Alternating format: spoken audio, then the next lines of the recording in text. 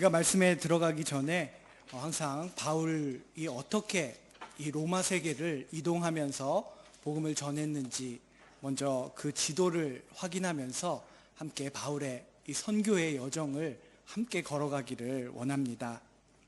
바울은 이전에 그가 자랐던 아주 익숙한 지금의 터키 지역에서 복음을 전했었습니다.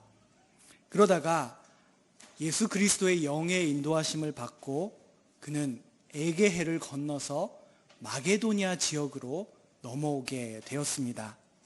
마게도니아 지역에서는 빌립보라는 도성에서 복음을 전했고 또 데살로니가에서 복음을 전했고 우리가 지난 주일에는 베레아라는 곳으로 피해갔던 바울이 그 땅에서 그 도성에서 어떻게 복음을 전했는지를 보았습니다. 지난 주일에 마지막 본문 말씀 속에 있었던 아테네라고 하는 곳으로 일행에서 혼자 떨어진 바울이 이동을 하게 되었고 오늘 우리가 함께 읽은 말씀 속에서도 바울은 여전히 아테네에 머물러 있습니다. 이 아테네 사람들은 새로운 것을 늘 구하고 새로운 것들을 소비하면서 살아가는 그런 삶을 살고 있었습니다. 그런데 그 모습은 오늘날을 살아가는 우리들의 모습과도 비슷한 부분이 있다라는 것을 우리는 지난 시간에 함께 보았습니다. 그렇다면 오늘 본문에 기록된 바울이 이 아덴에서 그가 전한 그 메시지 또한 고대의 아덴에게만 울려 퍼지는 메시지가 아니라 오늘날도 역시 변함없이 우리들에게 강력히 호소하는 울림 있는 메시지가 아닐까 생각을 합니다. 오늘의 본문은 바울이 지성과 철학의 도시 그리고 그리스 신화의 신들이 넘치는 도시 이 아덴에서 전한 복음을 담고 있는 부분입니다.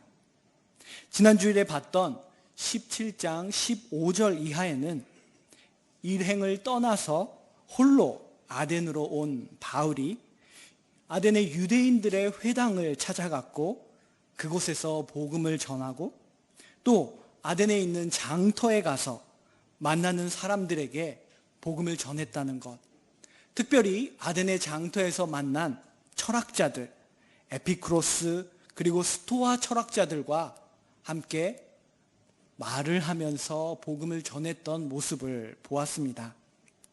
사도행전을 기록하는 누가는 여기서 바울이 예수와 부활을 전했다라는 것을 17장 18절에서 분명히 말했습니다. 바울은 지금까지 그가 봐왔던 로마 세계의 어떤 도시보다도 우상이 가득했고 그리고 지적인 철학적인 탐구심이 가득했던 이 아덴의 사람들을 앞에 두었을 때에도 그가 늘 해왔던 대로 먼저 유대인들의 회당을 찾아가서 복음을 전하고 또 장터에서도 어떤 다른 말을 했던 것이 아니라 예수와 부활의 복음을 전했다라고 누가는 말하고 있습니다. 바울이 아덴의 거대하고 웅장한 신상들과 그리고 건축물을 봤을 것입니다. 그리고 위대한 철학자들도 만났을 것입니다. 그래서 바울이 혹은 위축되지 않았을까 그렇게 생각하는 견해도 있습니다. 그러나 누가는 바울이 지금까지 복음을 전해왔던 방식에 따라서 이 아덴에서도 동일하게 예수 그리스도의 복음을 전하고 있다라고 말하고 있습니다. 그렇게 복음을 전하는 바울에게 아덴의 권위를 갖고 있던 사람들, 그 사람들이 모이는 아레오바고라고 하는 장소에서 연설을 할 수 있는 바울의 말을 들어보겠다라고 하는 그런 기회가 주어졌습니다. 그리스의 신 중에 하나인 아레스라는 신이 있는데요. 그 아레스의 언덕이라는 뜻으로 아레오바고라고 불렸습니다. 이 아레오바고에서 연설할 수 있는 기회는 굉장히 큰 기회였을 것입니다. 이곳에서는 과거에 아덴의 최고 법정이 열리기도 했습니다. 바울의 시대에는 다른 곳으로 옮겨졌다는 기록이 있지만, 그러나 이 아레오바고가 아테네 사람들에게 굉장히 권위와 중요한 장소였다라는 것은 변함이 없을 것입니다. 그러나 이 아덴의 권력자들이 제안한 이 제안 배후에는 바울을 시험하고자 하는 마음, 또 바울을 견제하면서 그가 말하는 내용에 따라서는 그를 고발하고 또 위험한 종교를 가르치는 자로 추방하려고 하는 그런 의도도 담겨져 있었습니다. 바울은 복음을 전하는 여정에서 지금까지 만나온 어떤 사람들과도 다른 새로운 이 헬레니즘 문화의 중심지, 그리고 여러 가지 사상이 넘쳐나는 이 아덴에서 이 사람들, 그들의 권위자들 앞에서 어떻게 이 아레오바고에서 연설을 했을까요? 그는 어떻게 그가 전하는 복음을 이 연설에 담았는지 오늘의 말씀을 보기를 원합니다. 아마도 사도행전의 저자 누가는 아레오바고에서 바울이 연설한 내용을 짧게 요약해서 기록을 했을 것입니다. 그러나 이것이 설상 요약된 버전이라 할지라도 우리는 여전히 오늘의 본문 가운데서 바울이 무엇을 전하려고 의도했는지를 볼 수가 있습니다. 바울은 진리를 전하기 위해 지금 이 아레오바고에 섰습니다. 그의 연설의 서두에서는 그가 전하고자 하는 그 진리의 단서를 말하기 시작합니다. 그가 아덴에 와서 돌아다니며 관찰하고 발견한 한 가지 사실을 먼저 말합니다. 아덴의 사람들이 범사에 종교심이 많은 사람이다라는 것을 바울은 발견했습니다. 그러면서 그가 발견한 이 사실을 구체적인 예를 들면서 23절에서 말합니다. 내가 두루 다니며 너희가 위하는 것들을 보다가 알지 못하는 신에게 라고 새긴 제단도 보았으니 그런즉 너희가 알지 못하고 위하는 그것을 내가 너희에게 알게 하리라. 바울은 여기서 무슨 이야기를 하려고 이 제단에 대한 이야기를 꺼내고 있는 것일까요? 이 바울의 의도를 알기 위해서는 이곳 사람들, 아덴 사람들이 어떤 생각을 하고 있었는지를 조금 살펴볼 필요가 있습니다. 바울보다 한 세기 전에 키케로 혹은 시세로라고 불리는 사람이 쓴 책에는 이런 내용이 있습니다. 신들이 존재하는지 존재하지 않는지를 알 수 있는 증거가 우리에게는 충분하지 않으며 혹 그들이 존재한다 해도 우리에게 무엇을 바라는지 알 수가 없다. 이것은 인간의 무지의 문제를 시세로가 정리하며 다루고 있는 부분입니다. 이러한 신의 존재에 대한 학문적인 관점은 크게 두 가지 사람들의 태도로 나누어지게 될 것입니다. 먼저 첫 번째 태도는 결국에 인간은 아무리 찾고 탐구해도 신들에 대해 아는 것은 불가능한 일이기 때문에 이제 그것을 받아들이고 인간의 방식대로 내 인생을, 내 삶을 살아가자라는 태도입니다. 이런 태도에 이름을 붙인다면 폐쇄적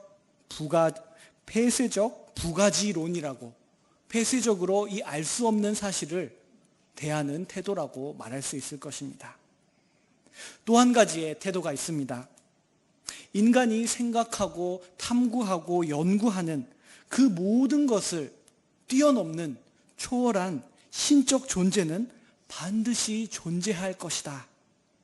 내가 살아가는 동안에 언젠가 그 존재를 찾게 되기를 바란다 라는 태도입니다. 이 태도에 이름을 붙인다면 열린 부가지론 혹은 겸손한 부가지론이라고 말할 수 있을 것입니다. 바울이 아덴을 돌아다니면서 발견한 알지 못하는 시대계라고 새겨져 있던 이 제단을 세운 이 아덴 사람들이 의도한 것은 열린 불가지론 혹은 겸손한 불가지론일 것이다라고 바울은 생각한 것입니다. 그래서 종교심이 많은 이 아덴 사람들이 결국에 부딪히게 된 이 무지라는, 알 수 없다라는 문제를 언급하면서 그의 아레오바고에서의 연설을 시작을 하고 있습니다. 그리고 그 한계, 그 문제에 대해서 하나님께서 하시는 일을 전하는 것을 그의 연설의 결론으로 삼고 있습니다. 그러나 여기서 바울이 전하는 하나님은 이 아덴 사람들이 늘 보고 있는 그 신상들과는 다른 천지의 주제이시고 생명의 공급자 근원 되시고 또 유일하신 창조주라는 것을 바울은 말합니다. 인간은 결코 신을 알 수 없다. 그런 늘 돌아오게 되는 반복되는 마지막 결론, 그렇게 늘 생각할 수밖에 없었던 시대가 바울은 이제 종결되었다고, 그 시대가 끝이 났고 지나갔다라는 말을 합니다. 앞에 화면에 나와 있는 30절 말씀을 보면 알지 못하던 시대에는 하나님이 간과하셨거니와 이제는 어디든지 사람들에게 다 명하사 회개하라 하신다라고 말합니다. 바울이 로마 세계에서 복음을 전하면서 말하는 이 창조주의 관점에서 보는 이미 지나간 시대, 그리고 새로운 시대라는 이 개념은 그가 앞서 사도행전 14장 루스드라에서 이미 언급한 적이 있었습니다. 루스드라에서 어떤 일이 있었습니까? 바울과 바나바가 놀라운 표적을 행했을 때 루스드라 사람들은 한 사람은 에르메스라고 말하고 한 사람은 제우스라고 말하면서 이들을 신격화하고 예배하려 했습니다. 그때 바울은 24장 16절에서 루스드라 사람들에게 이렇게 말했습니다. 하나님이 지나간 세대에는 모든 민족으로 자기들의 길들을 가게 방임하셨으나 예전 시대에는 하나님이 이렇게 방임을 하는, 아무것도 몰라서 자기들이 각각의 길을 걸어가는 그 시대가 있었지만 그 시대는 이제 지나갔고 우리는 새로운 시대를 알리는 복음을 들고 지금 이곳에 있다라는 이야기를 바울은 이미 루스드라에서 한 적이 있었습니다. 아덴에서도 같은 이야기를 하고 있습니다. 인간이 살아가는 시간의 흐름, 역사가 인간 자신이 정하고 그리고 원하는 방향과 목표를 향해서 가는 것이 아니다라고 바울은 말합니다. 바울은 신이, 하나님이 정하는 곳을 향하여 역사는 전진하고 있다라고 아덴 사람들에게 말하고 있습니다. 그들에게는 아마 이것이 매우 이상하고 특이하게 들렸을지 모릅니다. 왜냐하면 바울이 말하고 있는 이 세계관은 유대적인, 이스라엘적인 세계관이기 때문입니다. 바울은 아덴의 철학자들이 도달하며 결국에 내렸던 그 결론, 우리는 신들에 대해서 알 수 없다, 증거가 없다 라는 그 결론이 일리가 있다라는 것을 인정하면서도, 그러나 그런 시대의 유효기간이 이제는 다 지났고 새로운 시대가 왔다라는 것을 말하고 있습니다. 하나님은 바울과 같은 어떤 특정한 사람 혹은 특정 민족에게만 이 새로운 시대를 말씀하신 것이 아니라 30절에서 말하듯이 어디든지 사람에게 다 이 시대를 나타내셨다라고 바울은 말합니다. 바울이 이것을 전하면서 내가 말하는 이 가르침, 이 내용은 아덴 사람들이 경계하고 의심했던 것 같이 비밀 종교 집단, 어떤 특정 사람들에게만 특권적으로 주어지는 것이 아니며 하나님은 모든 지역의 모든 민족에게 이 일을 밝히신다라는 것을 전하고 있습니다. 바울은 이 연설에서 이 아덴, 그 땅에 있는 이 헬레니즘, 그리스 문화의 어떤 단편들을 갖고 와서 짝짓기를 하면서 그들이 듣기 좋고 납득할 만한 그런 적당한 가르침, 적당한 복음을 즉석으로 만들어낸 것이 결코 아닙니다. 그는 하나님이 자신을 통하여 이 아덴에서 무엇을 하시는지를 말합니다. 하나님이 하시는 주된 일은 여전히 지난 세대에, 지난 그 시대에 머물러 있는 것을 긍휼히 여기시고 불쌍히 여기신다라는 것을 바울을 통하여 전하시고, 그리고 이제 새로운 시대가 되어 임박한 하나님의 심판에 대한 그 경고를 전하는 것, 그것이 하나님께서 바울을 통해서 이 아덴에서 하는 일이다라고 말합니다. 아덴에는 여전히 신전이 많았고 사람들은 끊임없이 온갖 신들과 여신들에게 제물을 갖다 바쳤습니다. 그런데 바울은 말합니다. 우주와 그 안에 가득한 모든 피조물들을 만드신 하나님은 인간의 손으로 만든 신전에는 살지 않으신다. 24절과 25절에서 바울은 말하고 있습니다. 천지의 주제신이 손으로 지은 전에 계시지 아니하시고, 25절에서 부족한 것처럼 사람의 손으로 섬김을 받으시는 것이 아니시니 이는 생명과 호흡과 만물을 친히 주시는 이분이 내가 말하는 하나님이기 때문입니다 라고 말합니다. 우리가 지난 주일에도 봤지만 이 아덴이 이 고대의 어떤 모습이었을지를 떠오르면서 생각하면서 이 말씀을 보는 것이 중요할 것입니다. 다음 감사합니다. 이 아덴에는 많은 신전들과 아름다운 건축물과 그리고 훌륭한 가르침을 전하는 철학자들이 있었습니다. 어쩌면 바울은 이 24절을 말하면서 저 그리스 아덴의 가장 훌륭하고 웅장한 파르테논 신전을 손가락으로 말하면서 가르치면서 하나님은 저 인간의 손으로 만든 집에서는 살지 않으십니다 라고 말했을지도 모릅니다. 하나님이 어떤 분이시든 인간의 금, 은, 돌 그런 것들로 만든 이 도성 안에 있는 모든 우상들은 하나같이 하나님이 참으로 어떤 분이신지 그 핵심을 놓치고 있다는 것을 바울은 호소했습니다. 본문 29절에서 바울은 말합니다. 하나님을 금이나 은이나 돌에다 사람의 기술과 고안으로 새긴 것들과 같이 여길 것이 아니니라. 하나님은 무지한 시대를 살았던 그 시대를 새로운 시대로 바꾸시고 이제 바울을 통하여 아덴의 사람들에게 명령하셔서 회개하라고 말씀하십니다. 이제 바울이 본격적으로 복음, 그 좋은 소식, 그들이 몰랐던 이 뉴스를 전하기 시작합니다. 이제 바울은 인간이 이 창조주를, 이 하나님을 알 수 있게 되었다. 더 이상 무가지론이 아니라 불가지론이 아니라 하나님을 알 수 있는 시대가 되었다라는 것을, 그리고 하나님 자신 또한 인간에게 스스로가 알려지기를 원하고 계신다라고 말하고 있습니다. 27절 말씀을 함께 보겠습니다. 이는 사람으로 혹 하나님을 더듬어 찾아 발견하게 하려 하심이로되 그는 우리 각 사람들에게서 멀리 계시지 아니하도다.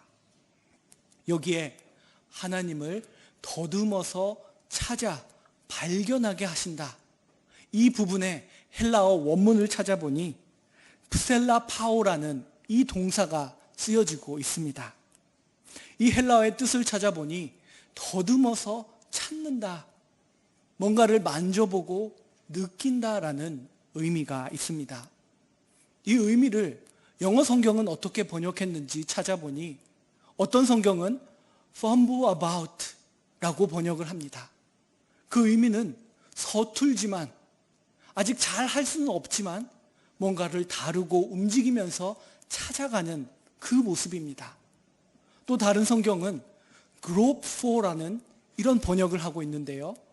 보이지 않는, 시각에 의존할 수 없는 상황 속에서 손의 감각으로 찾아가는 그 과정을 나타내는 그런 영어의 단어입니다. 즉, 바울은 여기서 우리가 지금까지는 알 수 없는, 하나님을 찾을 수 없는 시대라고 말하는 그 시대를 찾았지만, 그러나 서툴고 부족할지라도 하나님을 찾아서 더듬으면서 찾기만 한다면 하나님은 우리들에게 하나님 자신을 나타내시려고 하신다. 그리고 그리스의 사람들이 생각하는 것과는 다른 하나님의 모습을 지금 전하고 있는 것입니다. 우리는 바울이 지금 이 아레오바고에서 에피쿠로스 학파의 철학자들과 스토아 학파의 철학자들을 앞에 두고 말하고 있다는 것을 알고 있습니다. 에피쿠로스 학파는 이렇게 신을 생각했습니다. 신들은 존재할 수도 있다. 그러나 인간과는 멀리, 인간과는 무관한 존재이다. 그렇게 생각을 했습니다. 그러나 바울은 27절에서 하나님은 우리가 단체로서뿐만이 아니라 집단으로서뿐만 아니라 우리 각 사람과 멀리 계시지 않고 가까이 계시는 분이다라고 말씀을 전했습니다. 또한 스토아 학파는 인간 안에는 신적인 생명이 있다라고 생각했고, 그리고 유대인인 바울은 그 스토아 학파의 생각을 신의 자녀라는 그 헬라인의 이라투스라는 시를 인용하면서 그 개념이 하나님의 형상이라는 성경의 그 개념과 이어진다라는 것을 발견했을 것입니다. 즉, 스토아 학파의 사람들은 하나님, 신은 이 세계에 존재하고 있고 이 세상이야말로 신이다라는 생각을 갖고 있었는데, 그러나 그들의 생각에서 더 나아가서 그들이 갖고 있는 그런 범신론적인 충동을 넘어서 계기로 삼아서 하나님을 서툴고 잘 모르지만 더듬어서 찾아가야 한다라고 말하고 있는 것입니다. 바울은 이 아레오바고에서 자신의 연설을 강력한 호소로 마지막 결론부에 가고 있습니다. 이 하나님은 진정 누구이신가? 그리고 우리와 이 세상과 하나님과의 관계는 무엇인가? 라는 것을 생각하는 이 지점으로 와서, 이 시점에서 바울은 예수 그리스도와 부활을 다시 한번 이 아덴에서 선포합니다.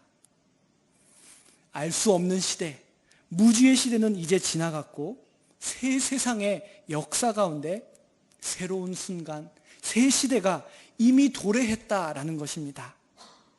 아덴의 사람들과 나 바울이, 우리 모두가 그 시대를 살고 있다고 바울은 주장합니다. 그 시대가 어떻게 열렸는지, 그것은 특별한 사건이 있었고 특별한 사람이 있었고 그러므로 특별한 소식이 있다라는 것을 말합니다. 마음이 열려있는 불가지론을 갖고 있는 이 아덴의 사람들에게 바울은 지금 적극적으로 다가가고 있습니다. 그러면서 예수와 부활이라는 그 하나님의 존재에 대해서 생각할 수 있는 증거가 있다라고, 새로운 뉴스가 여기 있다라고 말하고 있습니다. 31절을 보기 원합니다. 이는 정하신 사람으로 하여금 천하를 공의로 심판할 날을 작정하시고 이에 그를 죽은 자 가운데서 다시 살리신 것으로 모든 사람에게 믿을 만한 증거를 주셨음이니라. 하나님은 이 새 시대를 여시기 위해, 그리고 앞으로 있을 그 심판을 준비하기 위하여 한 사람을 정하시고 임명하셨다라고 말합니다. 그분이 예수라는 사실을 이미 바울은 이 아덴의 시장에서, 장터에서 이미 전했습니다. 그리고 여기서 말하는 오시는 그 하나님의 심판의 때에 오실 그 심판자가, 그분이 이 새 시대를 어떻게 여셨는지 그 믿을 만한 증거가 있는데, 그것은 바로 하나님 자신이 그분을 죽은 사람들 가운데서 살리신 부활이 바로 그 증거다라고 말하고 있습니다. 이 부활에 대해서 그리스 아덴의 이 사람들은 혐오하고 그리고 그것을 받아들일 수 없어서 조롱하는 반응을 보입니다. 그러나 바울은 분명하게 이 예수 그리스도의 부활은 하나님께서 우리들에게 보여주신 하나님의 새 창조를 나타내는 것이고, 하나님이 이 세상을 다시 한번 바로잡는 것을 예수 그리스도의 육체 가운데 보여주셨다는 것을 말하고 있습니다. 예수의 부활과 함께 하나님의 새 시대가 시작되었다.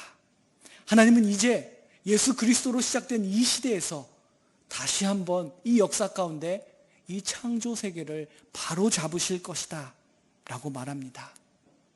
이제 이 새 시대를 맞이한 사람들로서 바울은 우리가 반응하며 나아가야 된다고 말합니다. 첫 번째로는 회개하며 그들이 섬겼던 우상에서 돌이켜서 참된 천지의 주제이신 하나님을 향하여 돌아서야 합니다.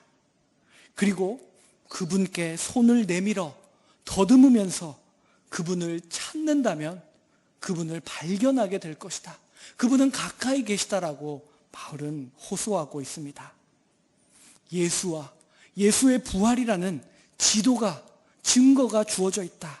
그러니 이제 하나님의 시간표를 펴고 내가 어느 시대를 살고 있는지를 인식하라는 것입니다. 하나님은 지금 아덴의 사람들을 부르고 계신다라고 호소했습니다. 바울은 예수님과 부활에 대해서 이 아레오바고에서 연설하면서 그들이 질문했던 것에 대해서 대답했을 뿐만 아니라 에피쿠로스 학파와 스토아 학파에 대해서 자신은 아무 목적 없이 그냥 입만 여는 그런 말쟁이가 아니다라는 사실을 보여주었습니다. 어떤 사람은 바울이 부활을 말했을 때 비웃었고, 또 몇몇 사람은 바울을 찾아와 그와 가까이 가고 믿었다라고. 그 중에는 아레오바고의 관리 디오누시오가 있었고, 다말이라고 하는 여자와 또 다른 몇몇 사람들이 있었다라고 오늘 말씀에는 나와 있습니다. 바울은 예수 그리스도를 자신이 만나고 체험하고 새 시대를 살고 있다라는 그 예수 그리스도를 통하여 완전히 변한 자신의 세계관을 전했습니다. 이 세계관은 신약 성경의 곳곳에서 발견하게 되는데요. 요한복음을 기록한 요한도 그 이야기를 하고 있습니다. 마지막으로 요한복음 1장 3절을 보겠습니다. 만물이 로고스이신 예수 그리스도를 말미암아 지은 바 되었으니 지은 것이 하나도 로고스 예수 그리스도 없이는 된 것이 없느니라. 요한은 이 세상을 새롭게 보게 되었습니다. 예수 그리스도를 통하여 이 세상이 창조된 그 하나님의 창조의 신비를 이 진리 가운데 발견한 요한의 모습, 그리고 오늘 아덴에서 아레오바고에서 이 예수 그리스도의 복음을 전하며 새 시대를 전한 바울의 이 복음 전도를 보면서 우리 또한 이 시대, 과학이 신과 같이 돼버린 이 시대, 하나님이 없다라고 말하는 이 시대에 하나님을 증거하고 나타내는 사람으로 살아가기를 간절히 소망합니다. 기도하겠습니다. 하나님 아버지, 감사합니다. 저희들에게 바울을 통해서 그가 아덴에서 어떤 복음을 전했는지를 보게 하시고, 우리가 이 시대를 살아가며 어떻게 하나님의 그 복음을 전해야 할지 이 말씀을 통해 깊게 생각하게 하시니 감사합니다. 우리가 더듬어 하나님을 늘 찾는 그 마음이 있게 하시고, 그리고 우리가 발견한 그 하나님, 우리와 가까이 계시는 그 하나님을 이 세상 가운데 증거하며 살아가는 우리가 될 수 있도록 인도하여 주시옵소서.